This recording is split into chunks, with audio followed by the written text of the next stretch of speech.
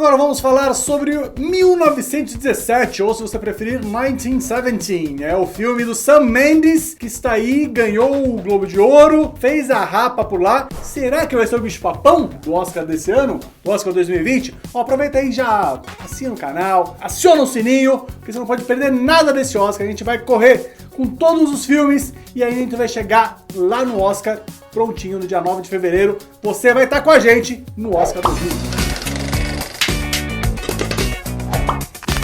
Olha, 1917 tem ao seu favor que, além de ser um filme de guerra que costuma fazer sucesso no Oscar, ele é um filme de esforço, porque ele é um plano-sequência, basicamente, é um dito plano-sequência, né? Ele é um dito plano-sequência porque ele não é plano-sequência, tem vários planos. Então ele começa à tarde e termina de manhã, em 2 horas de filme, né? E ele tem, tipo, o Roger Deakins como diretor de fotografia, o que também é um grande ponto ali pra ele nesse sentido. E é a volta do Sam Mendes ao Oscar, que depois de muito tempo que ele deixou, dirigiu o James Bond, dirigiu a montagem de A Fantástica Fábrica de Chocolate em Londres, porque ele é muito fino, ele é Sir agora, né? Sir. Então, é a volta dele à academia, ao prestígio. Sam Mendes é esse cara que ele realmente tá num outro nível aí de arte, essa coisa do teatro britânico e tal. Quando ele fez Beleza Americana, parecia muito fora de lugar, assim, porque Beleza Americana é uma coisa de crônica ácida social americana que você não pensaria exatamente num cara inglês, assim, pra contar esse tipo de história e tal, mas enfim, aí ele ganhou o Oscar, foi o filme que catapultou ele, e eu acho que depois disso, assim, ele tá correndo atrás de outras histórias que pudessem dar o mesmo prestígio, sabe? Ele fez aquele filme com a Kate Winslet e o DiCaprio, ele fez... Depois ele pegou o James Bond, que é outro nível de prestígio entre os ingleses, sim, porque é aquela coisa que é um tesouro nacional e tal. E agora eu acho que você fazer bem. Acho que ele teve a fase americana dele, né? Com Beleza Americana, porque ele fez Estrada pra Perdição também e tal. E depois aí com o James Bond ele voltou a ser um... Que aliás, Estrada pra Perdição é uma adaptação de quadrinhos, mas feito nível A, assim, né? Aquela coisa cheio de requinte e tal. Antes do Coringa. Antes do Coringa, é filme arte de quadrinhos. What the hell was that? Ou seja, o Sam Mendes é o cara especializado em requinte. Tá? Se você sair pra comer em algum lugar, ele não vai em qualquer boteco, ele não vai tomar Skol com você. E aí ele foi fazer um filme de Primeira Guerra, e aí em vez dele se sujar e tal, embora o elenco dele se suje adoidado lá, um monte de cocô de cavalo, um monte de cadáver lá nas trincheiras da Primeira Guerra Mundial. Mosca, poeira. Mosca, exatamente, essas moscas aí digitais, um monte de mosca assim. Ele não se suja, quem se suja é todo mundo, e porque ele tá fazendo um filme de requinte, essa coisa de você escolher um plano de sequência e tal. É um grande espetáculo. Eu acho que pra mim é um filme de guerra que você tira da guerra toda a questão do horror e toda a questão assim de você levar as pessoas pro horror e você tá levando as pessoas pro espetáculo do filme de guerra, que é toda uma linhagem no cinema em Hollywood, dos filmes de Spielberg, que tem a ver com isso e tal. Você está pegando da guerra só o que ela tem, assim, do espetaculoso, e você está tirando questão ética ali. Você pega, sei lá, tem os diretores falam que A Lista de Schindler, esses filmes do O Resgate do Soldado Ryan e tal, são uns filmes super antiéticos, que acabaram com a guerra e tal, os franceses vivem falando isso. Eu acho que 1917 ele tá meio nessa linhagem aí também. Você diria que é tipo o sentimento que glorifica a guerra como algo que traz honra ao homem, assim, nesse sentido, talvez? Eu não sei se traz honra ao homem, mas é que glorifica a guerra para essa geração que acha que conhece a guerra do Call of Duty.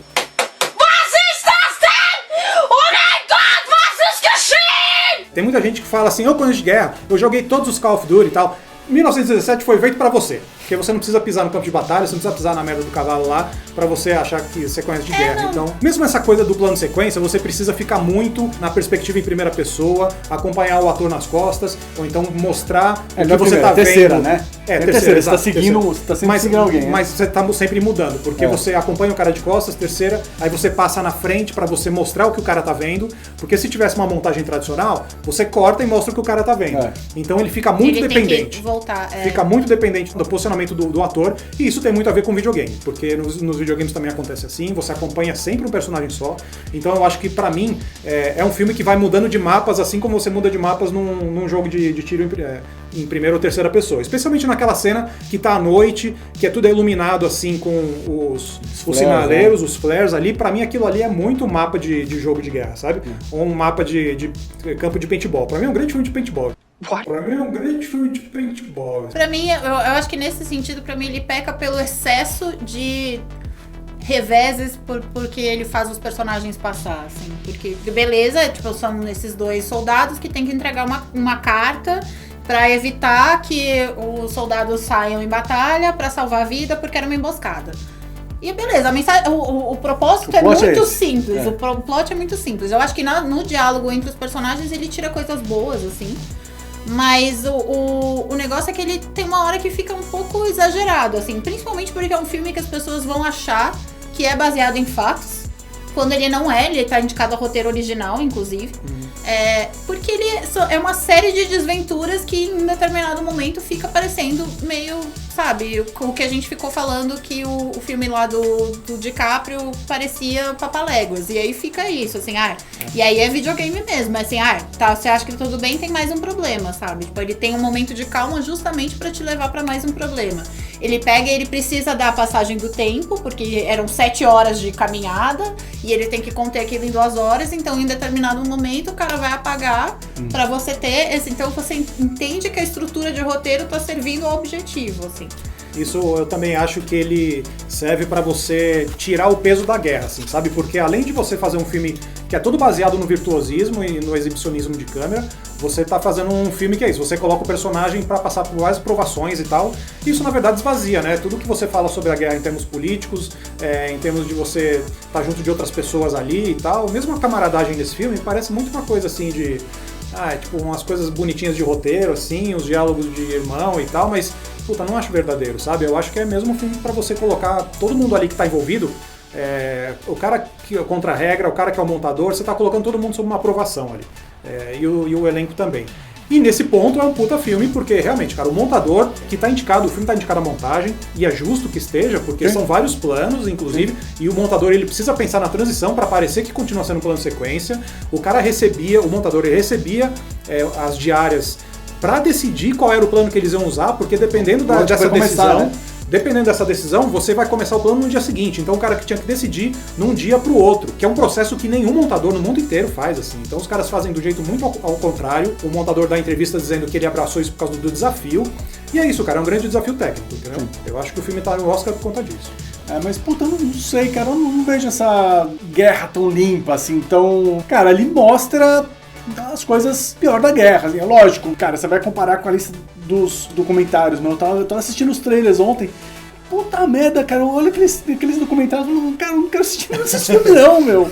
É uma realidade muito dura, eu sei, cara, mas assim, também mostra, no 1917, mostra, cara, você acha que você tá tranquilo, você tá lá ajudando o alemão, tirando ele do meio do fogo lá, e, cara, ele vai te fuder, entendeu? Tipo, é o outro alemão que tá bêbado. E, cara, não adianta, o cara vai vir pra cima de você. Ao mesmo tempo, ele deixa muito claro o inimigo. Ele não existe uma zona cinza ali. Por mais que, tem um detalhe no momento que ele mostra uma foto, eles passam pro acampamento alemão, e aí tem uma foto que mostra, o alemão tem família também. Um belo detalhe, mas nesse sentido, realmente eu concordo com o resto. Fica uma dinâmica muito simplificada, até por conta do desafio técnico que você tem ali. Você tem que lidar com o que você pode, assim. E aí, ele coloca o alemão ali é o inimigo e ponto final, não existe humanidade ali, sabe? Embora o trabalho do George McKay, né, que é o personagem principal aí, seja excelente, não é o que a gente pode chamar de um filme de personagem, né? Você tá seguindo o cara, mas você não vai entender motivação, passado do cara, caramba, inclusive, você tem dicas. Inclusive tem uma cena que ele encontra uma menina que tá com um bebê e tal, e eles têm um vínculo muito breve, emocional ali. E, velho, pra mim aquela cena não diz nada, porque você não sabe nada sobre esse personagem, aquilo ali tá obviamente colocado só pra tentar alguma coisa ali, você tá tentando uma estatura emocional pra essa cena, pro filme e tal. E, cara, aquilo é muito gratuito, assim. Pelo menos eu acho que não diz nada, não acrescenta nada ao personagem também. Eu acho que é só pra dizer que aparece uma mulher, pelo menos, no tem uma filme mulher, também. Pra dizer que é um daqueles filmes, sabe? Mas aí é uma cena bonita por si, pelo George McKay, que eu acho que é um bom ator, assim, mas realmente ela sobra. Ela fica sobrando.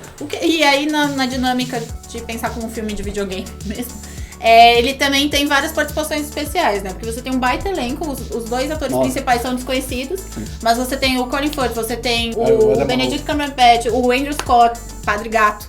Whatever gets you there. São momentos pontuais ali que ele tira, acho que o Sam Mendes ele tem isso, ele é um cara que sabe dirigir atores, então ele consegue tirar coisas muito boas dos atores nos breves momentos, mas desenvolvimento de personagem você não vai ter. Você tem que trabalhar com o pouco que você tem pra criar um vínculo emocional ali, é mais com a situação do que com o personagem em si, porque você não conhece nada sobre ele, você tem um momento, aí ele tem ali a questão que ele tem uma latinha, que ele fica tirando e colocando, você não sabe o que ele tem ali, e depois você vai entender qual é a dele, mas basicamente são homens na guerra, não pessoas, indivíduos.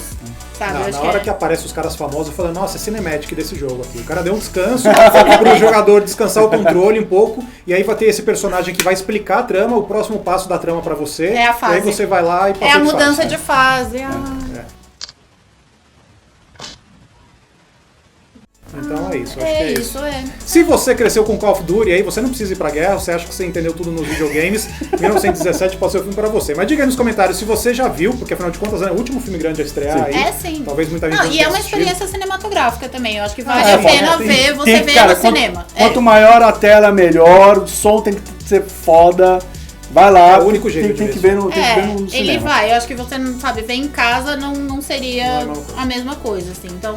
E é um dos favoritos. É um dos favoritos, eu acho, justamente pelo esforço, por todas essas questões, até mesmo pela geração que se identifica com videogame, sabe, essa linguagem, pô. Eu gostei do filme, mas eu concordo em tudo com tudo que os dois falaram, pronto. Muito bem, se você também acha que é o melhor filme de videogame já feito, diga aí nos comentários e acompanhe os nossos vídeos até essa caminhada do dia 9 de fevereiro, quando a gente vai fazer a nossa live do Oscar. A gente tá comentando todos os indicados ao melhor filme. Tudo. Deixa aqui qual é o seu preferido, não esqueça de assinar o canal e curtir o vídeo e deixar seu comentário e apertar o sininho das notificações.